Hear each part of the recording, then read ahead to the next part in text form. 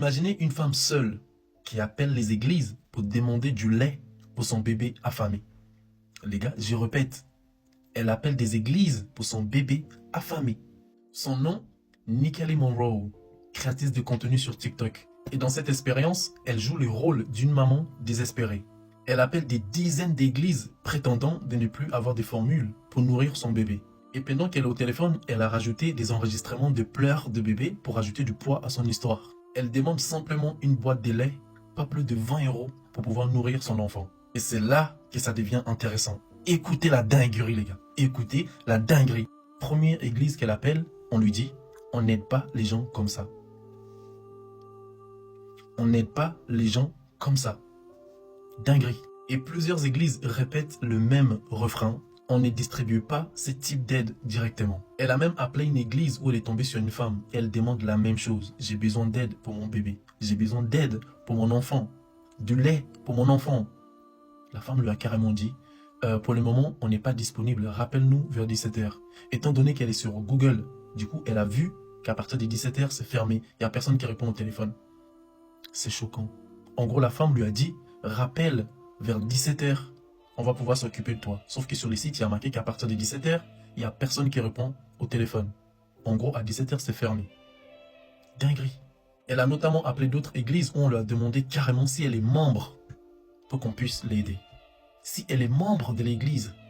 Et aussi une église qu'elle a eue au téléphone où on lui demande, est-ce que vous venez ici chaque dimanche? Comme si seul le fidèle de longue date mérite des aides, mais pas quelqu'un dans une situation de détresse. Et dites-vous qu'en tout, elle a appelé 43 lieux religieux.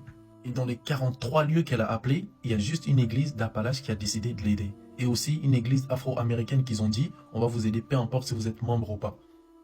C'est quand même une dinguerie. Et là, on parle des églises. Elle appelle pour dire que son enfant n'a pas mangé. Elle a besoin d'aide. Elle a besoin du lait. C'est tout ce qu'elle a demandé. Juste du lait pour son enfant. Mais la plus choquante dans cette histoire, c'est quand elle a appelé une mosquée. Dès qu'elle l'a appelé et qu'elle a raconté qu'elle n'a pas du lait pour son enfant, l'imam n'a pas posé des questions honteuses. Directement, il a procédé à vouloir l'aider. Il ne demande pas si elle est membre de la mosquée. Il ne demande pas son baptême, sa foi ou d'où elle vient. Il n'a rien demandé du tout. Il lui dit directement, qu'est-ce que vous voulez exactement? Quelle marque et quelle quantité? Et vu que c'est juste une expérience sociale qu'elle est en train de faire, elle lui dit directement, bah écoutez monsieur, je ne suis pas musulmane et je ne viens pas à la mosquée. Il lui dit, c'est pas grave ma soeur. C'est pas utile ça. Il lui dit, ce n'est pas grave. Ce n'est pas grave, il lui dit. Et vu que l'histoire a tellement buzzé sur le réseau, il y a les Anglais aussi qui se sont mis à faire ça. Une femme, pareil, elle appelle les églises et les mosquées pour leur demander qu'elle a besoin de la nourriture pour son enfant. Elle, pareil, ça a été refusé par plusieurs églises. Ils ont refusé ça. Jusqu'au point qu'elle appelait une mosquée.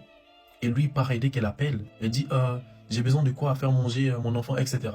Et dès qu'elle a dit ça, il lui a demandé vous avez besoin de quoi exactement. Après, elle lui répond, il dit je vous envoie la photo de ce que j'ai besoin par message. Il dit ok. Et là, ensuite, il dit est-ce que vous avez un mari ou un homme qui peut venir le chercher pour vous?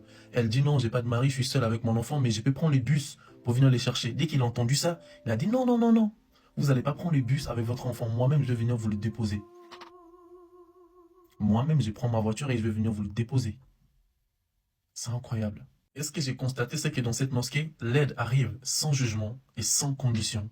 Pendant que d'autres églises se montrent hésitantes, restrictives ou bureaucratiques, l'imam, lui, il agit avec l'humilité et compassion.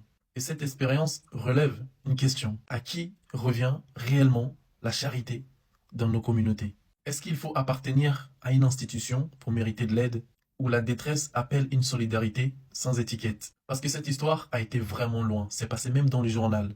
C'est passé même à la télé. Parce que c'est très grave. Très très grave. Et cette expérience nous rappelle que la vraie foi se mesure dans l'action et pas dans le slogan. La compassion ne doit pas être exclusive quand quelqu'un appelle pour l'aide. Peu importe sa religion ou son passé, nous avons tous le devoir de l'entendre et d'agir.